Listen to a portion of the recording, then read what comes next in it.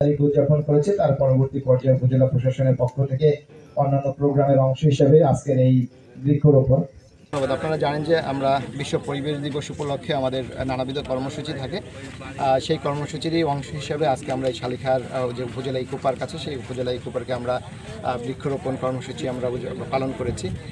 এখানে আমাদের এই কাজে একটা সহযোগিতা করেছে আমাদের CNRS, এটা সুইডিশ দূতাবাসের অর্থায়নে পরিচালিত। তারা আমাদেরকে প্রায় 1000-এর কাছাকাছি আমাদেরকে গাছ দিয়েছে এবং এই CNRS-এর আরও বেশ কিছু ফাংশন আছে, যেমন তাদের আসলে নদী খননের একটা প্রকল্প আছে, তারা হয়তো আগামী সিজনে সেটা করবে। আর আমাদের এখানে আমাদের কৃষি মন্ত্রণালয় থেকে আপনারা জানেন যে প্রণোদনা দিয়ে থাকে, সেই প্রণোদনারও অংশ হিসাবে এখানে আমরা বেশ কিছু গাছ লাগিয়েছি।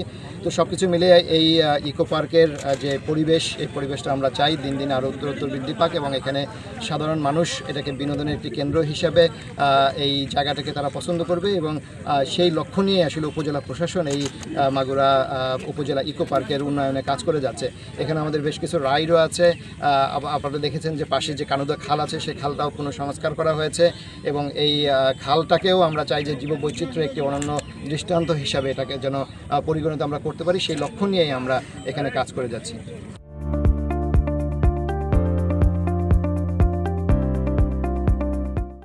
বায়োডাইভার্সিটি ফর রেজিলিয়েন্ট লাইভলিহুডস প্রজেক্টের সহযোগিতায় CNRS এবং উপজেলা প্রশাসন শালিকা যৌথভাবে বিশ্ব পরিবেশ দিবস 2025 উদযাপন করছে।